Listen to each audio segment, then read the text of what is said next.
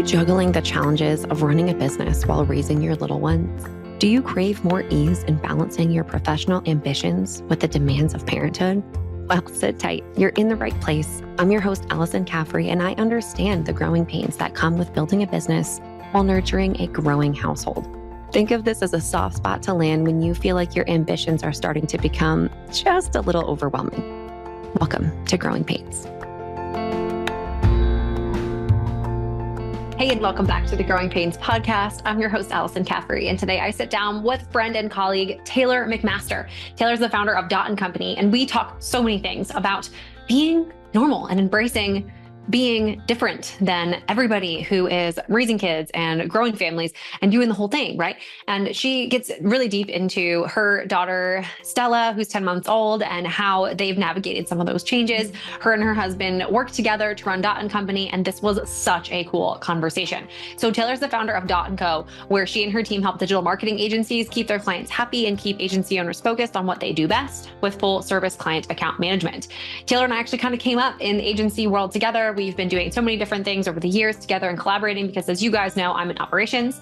Taylor leads a team of client account managers at Dot & Company, training the CAMs to work with different agencies. To date, they've helped dozens of digital marketing agencies free up their time to prioritize the moneymakers in their business, while the Dot & Co team ensures their client experience is smooth like butter. She also hosts a really cool podcast called the Happy Clients Podcast, where she interviews top names in the industry, diving deep into what makes clients happy in the agency world.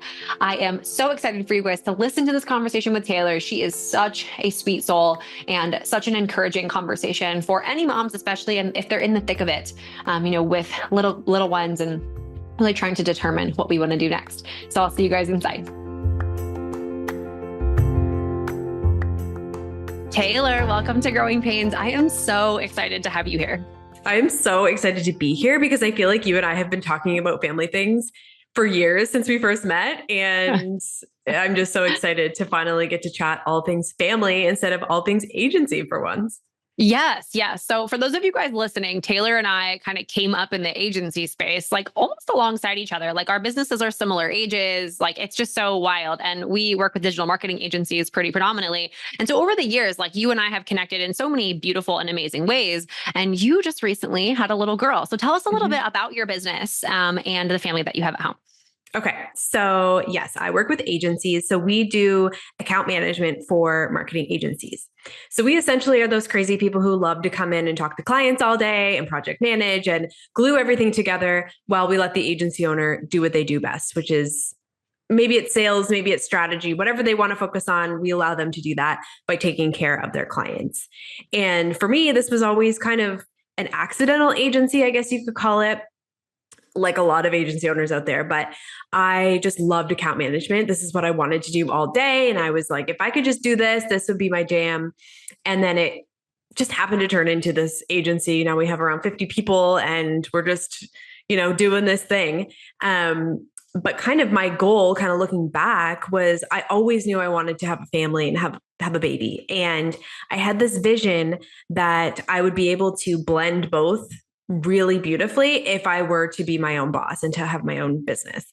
And I had this vision of like, okay, like when I get to this size, I'll be able to have a baby. And it was always like, when we get to here, we'll be able to have a baby. And a year and a half ago, I guess, my husband and I were like, why are we waiting? We have the business, we have the time freedom, we have the location freedom. What is it that we're waiting for? And we were like, I don't know. And then we got pregnant right away. The universe was like, okay, you're ready. Bam. And we didn't really have time to think about it, but we kind of just knew it was going to happen. Similar to you, Alyson, like I just knew I always wanted to have a family, whether that was small or big. But I knew I didn't want to do things the quote normal way of working corporate, leaving my kids at 8, seeing them at 5. That just wasn't my jam.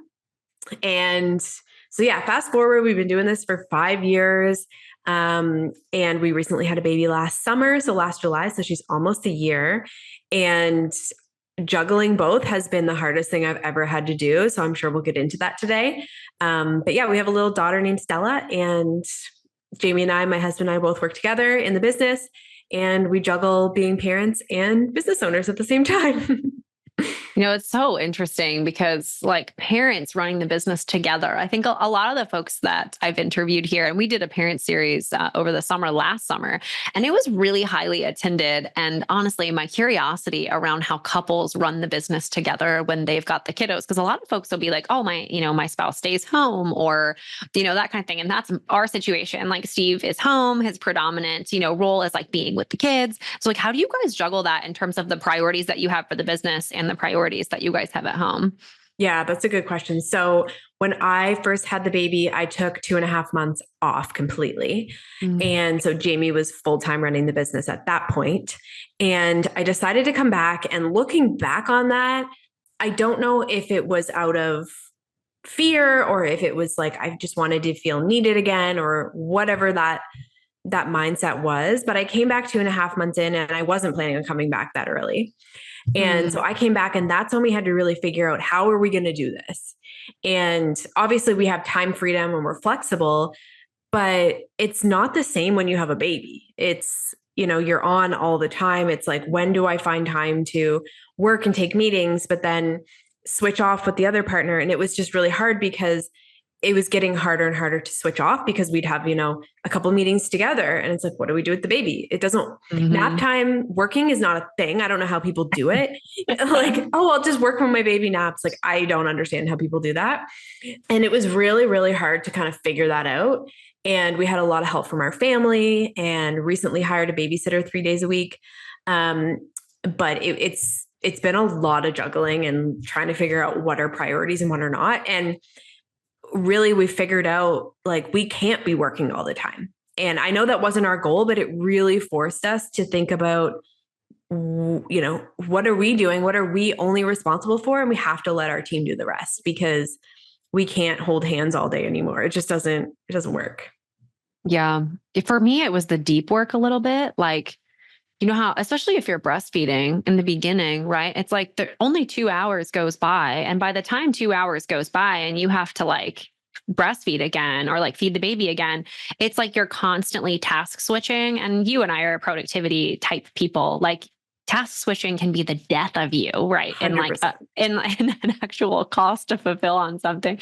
So it's so hard because I feel like that's what happens when you have a baby. It's just you're just always task switching. And even with us, when we got early care, it was like day on and day off, because our nanny was only available on like Mondays and Wednesdays or something like that. And so I would work like Tuesday, Thursday, Friday, and never get into like a solid rhythm through the week. And so I don't know if that was something for you guys, but did you feel like you were just kind of passing ships? Like, okay, I can't get anything, any deep work done. I'm just going to go to the next thing. That's such a good way to put it. It's like you're only doing surface level things. It's like whoever's yelling at you the loudest, hypothetically, is what gets done. And all the things that you really want to do get pushed and pushed. And I know we're the same person when it comes to this, but like, I don't thrive on that. I'm an overachiever. I want to be able to do stuff fast, quick, efficient.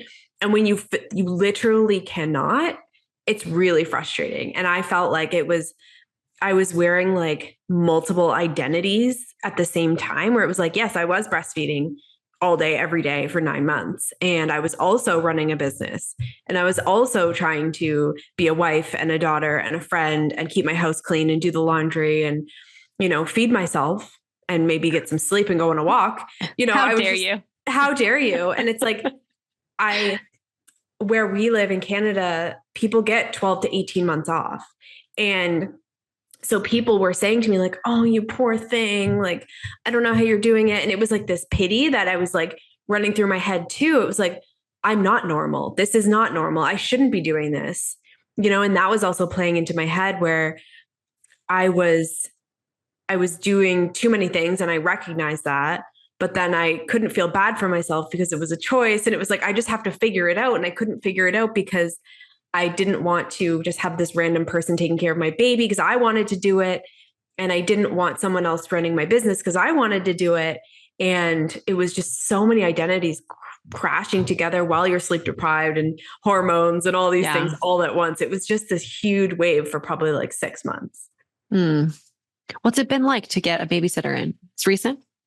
Yeah, the last 2-3 weeks. Okay. It's been really good. Like the first week, I was slow. Like I took it slow. I was like, okay, I'm going to ease into this and make sure she's comfortable and make sure we trust each other. And then I'm working at home. She's upstairs with my baby. So when she was crying, I was like, oh my gosh, I can't go up there and like, see her, but I should, it's kind of that. But since I've gotten used to it, it's been a game changer. I think you and I have talked about this before, but like I go upstairs and like the laundry's done and things are tidy. And like, that just helps me with my sanity a little bit. I know that she's taking her for a walk. I know I'm not just putting her in front of the TV while I'm trying to get things done. I do feel really good about it. And I think it's going to be hard if we ever go back to not having help. But it's been a total game changer so far. We just lost our help who Jessica was amazing. We went to a bakery with her on Sunday and the kids were saying goodbye because she decided to move to South Carolina with her husband. And she is just a fantastic soul, super sweet to our kids, was with us for about 9 months. And man, like they do like the good ones, they become part of your family.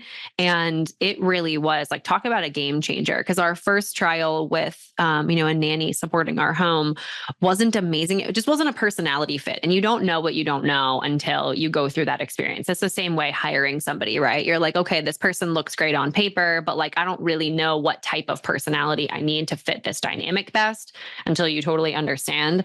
And so for us, going back to Steve and I just like slapping hands and being like, all right, it's your turn to go hang with the kids. It has been a really interesting challenge. And so I'm noticing that that transition time for me particularly is the heaviest need. So like before I go from like my desk to downstairs, I need to like get myself together in some kind of either physical activity, whether that's like stretching or breathing exercise or something, to just be like, okay, you're going to walk downstairs. It's going to be a madhouse. And we need to just like keep it together. So does your husband stay home with the kids, you said? Has that always been here? Oh, yeah. So since we had the kids, when Frank was born, he was transitioning out of the military and Steve stayed home ever since. Like he hasn't worked since he was in the military. Last year, he did a 1-year organic farming program. And so he was out and like working on a farm, but it was like part of his education and all of that. And he was out 3 days a week. So that was actually the trigger because I was like, we can do this. We can raise the kids, just you and me. And I was really similar with what you were sharing, Taylor. I didn't want someone else taking care of my kid. It was like a really confronting thing. And the kids were little. Jack was like 8 months or so when we'd hired our first nanny. So it was like, babies want their mom at that time, right? Like I'm sure you're dealing with that with Stella, right? You hear them crying and you're like, oh my gosh, I just want to be with them.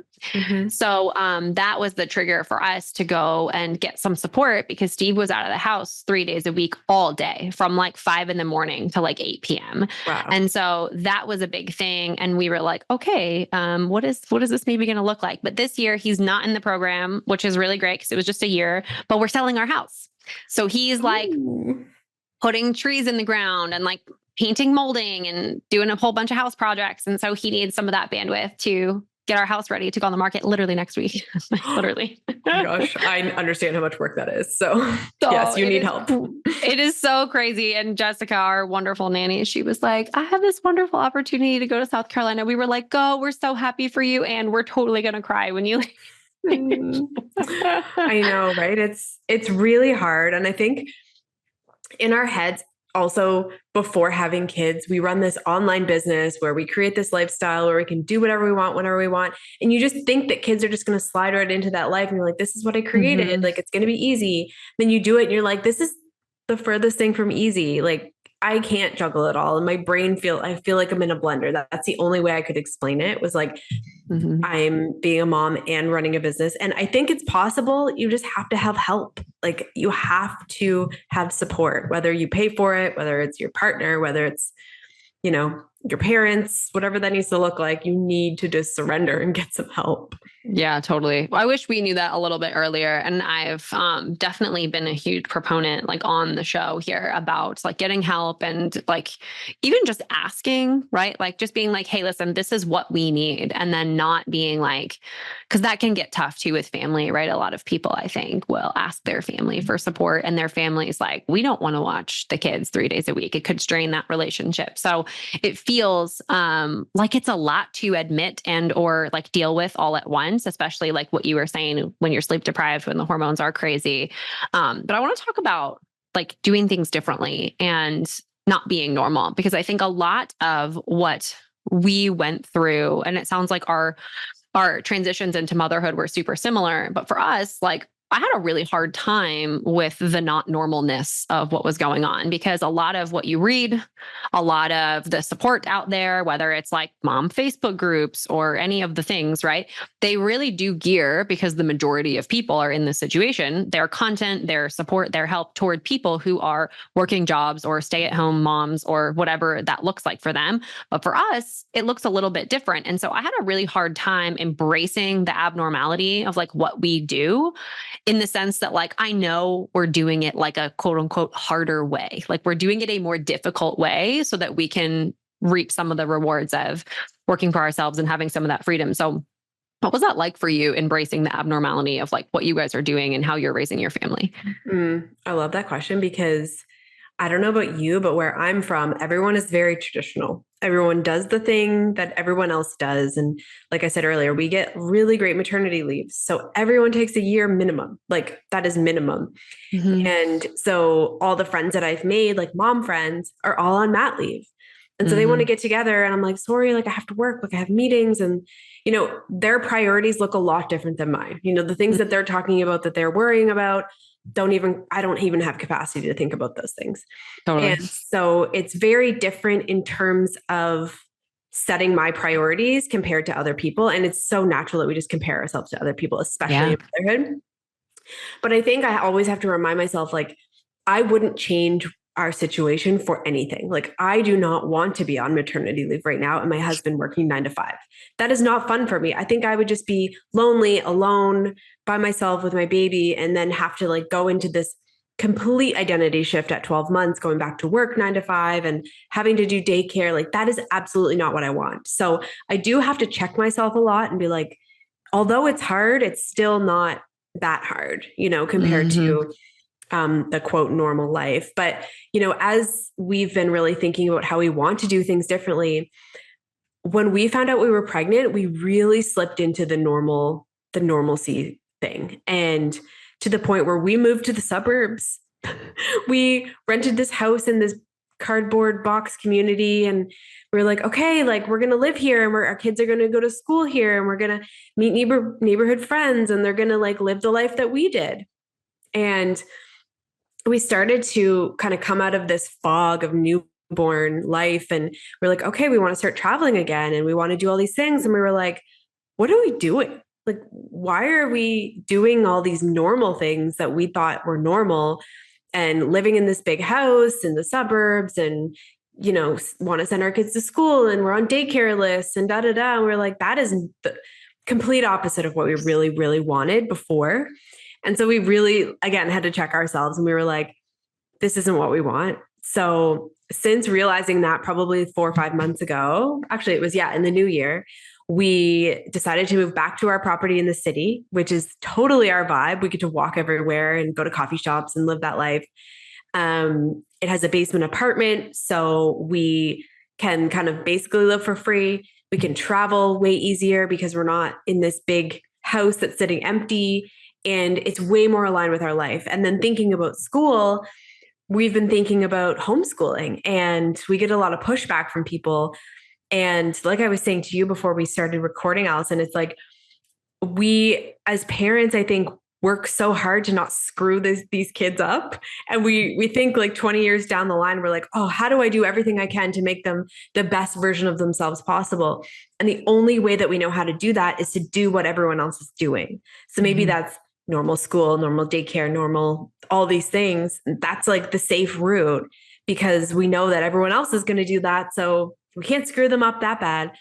But when we think about doing things differently, maybe it's homeschooling or traveling with them or whatever, like hiring nannies, that feels so different and you get a lot of pushback. And so we're really working through that right now. Like family planning, how many kids do we want to have? What does this look like for the lifestyle that we want to have for us and them? What does that look like versus this normal suburb, normal life thing, right? And so it's been really challenging. And I feel more aligned now than I have over the last 10 months because we've really figured out what it is that we want and how do we want to be different and what does this look like and feel like, and focusing on that and not listening to everyone else. What's the filter look like for pushback? Because I'm sure, I mean, whether it's family, friends, I mean, I'm sure that's hard. Yeah. It's more like subtle messages, right? It's like we're talking about traveling and all our friends are like, oh, you better travel now because you only got 3.5, 4 years till they start preschool. I'm like, well, we might not put them in preschool. They're like, what do you mean? It's like, well, we might homeschool them. They're like, oh, huh. You know, it definitely breaks people's brains a little bit. Yeah. And I think too, there's an interesting thing that I've observed with folks when you tell them that you might be like homeschooling for us is a particularly hot button issue. Frank is 4. They're asking us like, you know, what schooling he's going to go to, or do they have pre-K programs? And I'm like, honestly, I don't know. I have no idea. And the fact of it is like, we're moving as well. So like we're 100% pursuing homeschooling. And I always feel like, and especially, I don't know if you can relate to this, Taylor, but like in the very beginning of running your own business, like the first full year, I feel like maybe even 18 months, you're really just proving to yourself that you can do it. Right? Yep. Like that's like what it is. You're like, is this viable? Can I make money? Can this be profitable? Do I even have the guts, right? To get this thing off the ground? And like, that's how I feel like it is with parenting in a lot of ways, is that, and it's not just one and done, of course, right? There's like these like interesting moments in the kids growing up and those decisions that you make and those early stage moments, you're like, is this viable? Right? So like for us, we're trying to figure out, is homeschooling viable? And you know what? If it's not, school is there. Like we can figure out other things. And so I think there are folks who, when we explain this to them, they're like, well, do you think you can homeschool? I'm like, that's not what this is. Like, it's not just all my information up in my brain or all Steve's information up in his brain. It's like there are tutors, there are online programs, there are curriculums that you can purchase. And so you can get really creative with how you do that. And I think for us, like maybe it was like this for y'all growing up, but like every homeschooler was like a quote unquote weirdo. 100%. But like, what is that? It's not like that anymore. No. And I think like it depends on how you're approaching it. It's like for you, you're moving, you're traveling, you're doing all these cool things with your kids. They're going to learn so much, right? And what Jamie, my husband, and I talk a lot about is like, we didn't like school. Neither of us did. I was more book smart. So like I excelled at school, but I did not like it. And he was the opposite, not book smart, hated it, you know? So we're like, why are we going to put our kids into this environment that both you and I did not like? And we've worked so hard to be different. And our kids can learn so many things, not be, you know, structured in the 9 to 5 like everyone else, and just like do things different. Like, why not? Why not try it? And like you said, there's always school. Like, yeah, why not? Like, it's fine. Yeah. There's nothing wrong with it, but we've chosen a different path and we're doing ourselves a disservice if we don't try it. We don't try things differently, right? Totally. I think when it comes down to it too, like being flexible and like able to adapt and change with the kids and their needs and all of those things. Like if you keep like ownership over that, right, as the parents, and you're like, okay, if they're excelling in this subject, we can get them a tutor in this direction, or we can kind of like help them through some of the other areas. I find that especially when you get into larger school systems, there's just like way less customization for kids who have maybe any issue. And then all of a sudden there's like a label put on them that like, they're not good at math. And like, even my husband, like legitimately to this day, I kid you not, he like designed this.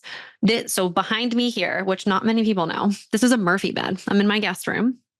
Beautiful room, gets the best natural light in the entire house. So he built this built-in for me, and all of the physics that needed to go into like the actual build, he custom designed everything. And then the thing folds down. But he was told his entire school career that he wasn't good at math.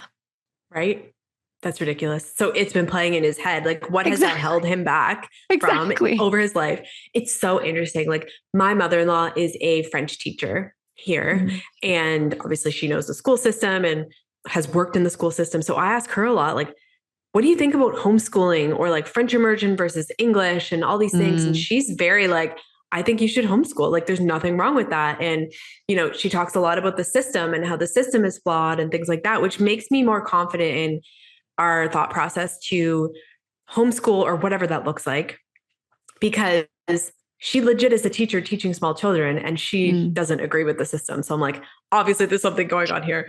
But yeah, you're right. If your kids show interest in, what if they're really good at piano? Like, allow them to crush piano and work on that for hours a day and get tutors and like really go all in on that Mhm. versus try and be all perfect at everything single subject and compare themselves to everyone else in the class. And I don't know, it just feels a little backwards. It does. And it's interesting. I think you've used the word safe a couple of times regarding like, the Burbs house and like the going to school and doing things the way other people are doing them. And I was recently reading a book about like safe financial investments. And it's like put all your money in the market and overfund a 401k and all those other things, right? The traditional ways of like handling your finances. And the whole book was basically about the quote unquote safe thing isn't actually the way that you like keep the most handle over like what your money is doing. And so it was interesting because I think that as parents, often we outsource our kids' education, our kids' health, and all of the other things to some of these external systems. And it feels quote unquote safe. But like, I don't know about you, Taylor. I see some of these families and like some of the kids are really struggling educationally with their mental health, with their physical health, like lots of overweight kids who are told that this is the way everybody does it. And we're all just kind of trying to fit into this box. And anybody who's quote unquote not normal, like to me, though, that doesn't feel safe. Like I know it feels like what everybody else is doing so we can share with the struggle. But do you have some of that going on behind the scenes? You're like, look, I don't know if I want my kid to be like everybody else's kid. Totally. 100%. Yeah. It's funny. I was reading this thing on online yesterday and it was talking about daycare and how the pros and cons of daycare and really like all the cons of putting your kid in the daycare system, right? It's like Mhm. this person was writing it from the perspective of she was a daycare provider and she was like, I love the kids that I watched and da da da, but like really we don't have time to care for individual needs for your children. If they're Mhm. tired at 10 a.m., well, they have to wait till 12 to have their nap. And Mhm. well, if they're crying and we can't get to them, well, like we don't have the capacity and things like that, right? It's like everyone just goes the normal route, puts their kids in what's the safest option. But what is that doing down the road? Really? We don't Yeah. know. We don't really know. And so, yeah, all these things that people think is safe, it's more of just like conforming to what everyone else is doing. And unless you have other options or create other options for yourself, then Mhm. that's the system that you're going to go into, right? It's really interesting when you have the ability to take a step back and look at it in a different lens that no one else really gets the opportunity to do. It really makes you wonder, like I always look at people who live in Europe and whatnot and look at their lifestyles versus Mhm. ours in North America, and they're vastly different, Yes. Mhm. very different. And it's family first. It's not hustle culture. It's, you know, family over everything versus here it's Mhm. not. And it's really, really interesting, I find. It is.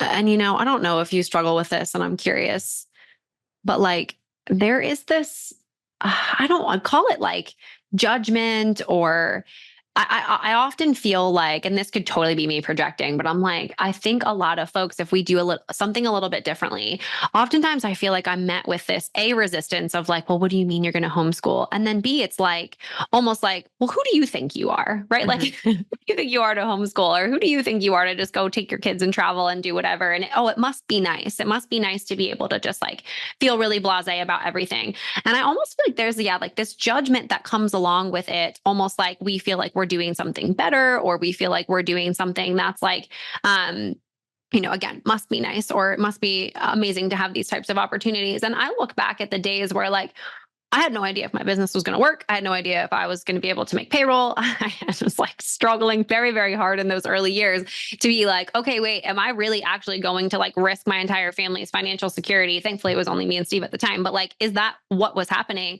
in order for me to get here? So like, yeah, it must be nice now for me to not have to live under that crazy stress. Do you feel like that a little bit where folks are just like, yeah, it must be nice for you to just be able to travel all the time and do all these things and homeschool your baby? Yeah. And I think because people don't see the struggle. They don't see the days that we cried and the days that we wanted to throw up because we were so stressed, or the days where we were calculating on a spreadsheet whether or not we were going to be able to pay our employees, or what it was going to look like. You know, entrepreneurship is such a gamble, and an educated gamble, but it's not easy. And people just look at you at the end and say like, oh, must be nice. But they just don't see the struggles. And not that we have to share them. Like, we don't have to share the struggles. But people just don't get us. They don't understand, and they never will. And I think I've often wasted so much energy trying to like explain to people or convince people that I deserve it, or convince people that, you know, it was hard. But I'm like, they don't get it and they never will. So it's really not worth my energy. I might as well just enjoy the life that I have and enjoy the fruits of our labor. Because like, I look at your business, I'm like, wow, you guys are amazing. Like, that's so wonderful. But I also understand what went into that. Totally. And I understand what you would have gone through, and nobody else gets that. So it's like, I don't look at other people who are entrepreneurs and juggling it all and traveling and as like lucky. Like it's yes, there's a component of luck, but it's like, that's the tip of the iceberg, you know, the amount of gunk that you had underneath that, of stuff you had to work through and risks you took and all of the things that go into it. It's not worth wasting our energy trying to convince people that we deserve what we have, because as long as we believe that we deserve it, that's all that matters. Man, I hope everybody listening replays like that section, because I needed to hear that when I was postpartum with Frank. I just remember feeling so much like I wanted people to understand me. And so honestly, that was like half the reason why I launched this podcast. I was like, I need to talk with women who understand what it's like and how challenging it can be and how much you need to believe in yourself. And even when that's really hard, right? When you're like, I'm doing everything wrong, or I feel like everything's imploding. So I appreciate you sharing that, because I think, I always say that these are like my little therapy sessions. And I think a lot of times it is hard. It's hard to dig deep. It's hard to like let go of that need for other people to understand you or approve of what you're doing. And at the end of the day, right, it's all about, you know, what we know is best for us and for our family and for, you know, the growth of all that. Yep, I agree. And I always picture my daughter growing up and looking back on what we were like as a family. And I always have to try and keep that top of mind. It's like, I want her to feel like proud, and that we went for it for her, and that we did things differently for her and for us. And I don't want to ever get to a point where I'm like, we almost lived this dream life that you could have had. Right. And her be like, well, why didn't you do it? And me be like, well, I just wanted to do what everyone else was doing. And her being like, what the heck? You know? Or like, even looking back, I said this to Steve at one point, and I think it got misunderstood when I shared it another time in like a family setting. But I was like, I never don't want to do something because of my kids. Like, imagine that even if I didn't do something and I didn't outwardly tell our children that I didn't do it because of them, but in my mind, I just like built that silent resentment of like, oh, we can't do this because we have kids. Or imagine, because I'm filming content, I'm guesting on podcasts, I'm speaking on stage. Imagine I share a story and I'm like, oh yeah, I didn't do this because I had kids, or we did whatever because I had kids. And then they hear that like as an adult and they're like, oh wow, I held my mom back. How would that feel to them? Like, truly, how would that feel? Yeah, I agree. And I like that perspective, because it makes you fast forward your life to a point where you've already done the things, and you have to really catch yourself, because you're so in the moment, right? Like, things are just like building up, and you're like, you create these stories in your head and you're like, oh, but like, maybe I shouldn't because the kids and I want to spend time with them. And you're like, no, you have to catch yourself and say like, in 10 years, in 20 years, what do I really want this to feel like? Mm-hmm. And I think that's such a helpful reminder for all of your listeners, because I also don't want my daughter to think that she held me back, because it's the complete opposite. We're doing this to be like, I want to spend more time together, and I want to build relationships together, and I want us to be like best friends. And for us to be able to do that, it can't be like such a divide where she held me back. That would not be a positive relationship. So I love that perspective of like, I never want to not do something because of kids. And I think it's all perspective. It's all how you look at it. Most people who are moms that I know are like, oh, it's so tiring having kids. Oh, it's so tiring. Of course it is. Like, did you think it was going to be easy? No. But like, change your perspective. It's, same with business. Like, we didn't think it was going to be easy. No. Maybe I did in the beginning. Maybe I was like, oh, wow, everybody's banging down my door for this thing. And right. Like, I think like the early uptake, you said you were accidental, like in agency life. I was too. And it was because I had such early stage success. And so I was like, oh, cool. This is just going to be a compounding effect. And then there was like a plateau where I was like, oh, shoot, I really need to work at this. And so I feel like that was probably true too. Like, I remember the newborn stages with Frank, particularly like hormones and showers and all that stuff aside, like he slept a lot. And I was like, oh, this is kind of neat. Like the first couple weeks, I was like, oh, this is kind of neat. Like he's really not that bad of a baby. This isn't as bad as everybody says. And then all of a sudden it was like, oh, crap. Oh, he's awake now. Exactly. I was like, oh my God. But how cool is it? Like, I feel like running a business is 10 times harder than having a baby. I don't know about you, but like, yeah, they're hard in different ways. Yeah. Like, I think running a business just prepares you for the unknown of like, you just have to embrace the unknown, and that shit's going to go sideways, and you just have to figure it out. And business prepared me in that sense before I had a baby. And now I'm like, meh, we'll figure it out, totally. Every step of the way. I agree with you. That business taught me that I could do a lot of stuff I didn't think I could do. That's number one. I was like, okay, I could do this. And even birth and that whole process, I was like, whoa, that's what I can do. It was like really, really empowering feeling. And I remember from there, it was like, okay, we can figure this out. Like there are definitely stressful times. Like when we get in the car, I say this all the time. Like if I can't get my kids in the car in under 20 minutes, like there is very, very liable for a meltdown from me. I'm like, oh my gosh, everybody just get in the car. But anyway, Taylor, I am so grateful that you joined me today on the show. For folks listening, where can they follow along with you and Jamie and Stella? Amazing. Well, thanks so much for having me on. This was so great. Like this made my whole week talking about something other than account management. I love this. So let's do this more. You can connect with me on LinkedIn, Taylor McMaster, or over on our website, dotandcompany.co. But please reach out if you're a mama and you're struggling or just need an ear. I'm here. Taylor, you are amazing. I'm so grateful to be pals and to be together on this journey because you are just such an incredible mom and business owner. Thank you. Right back at ya. Thank you so much for tuning into today's episode of Growing Pains. I know that you have so many things vying for your attention right now, so I am so grateful that you just spent the last hour or so with me. So I hear all the time from mompreneurs, Allie, what systems do I need to have in place in order to thrive in business and in parenthood?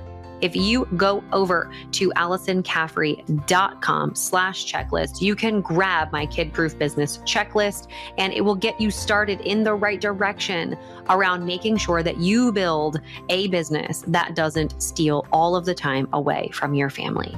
If you loved today's episode, I would be so honored if you would leave a review on the podcast. It helps us reach even more incredible mompreneurs just like you and give them the resources they need to be wildly successful in business and wildly present at home with their families. Thanks so much again, and I'll see you next time.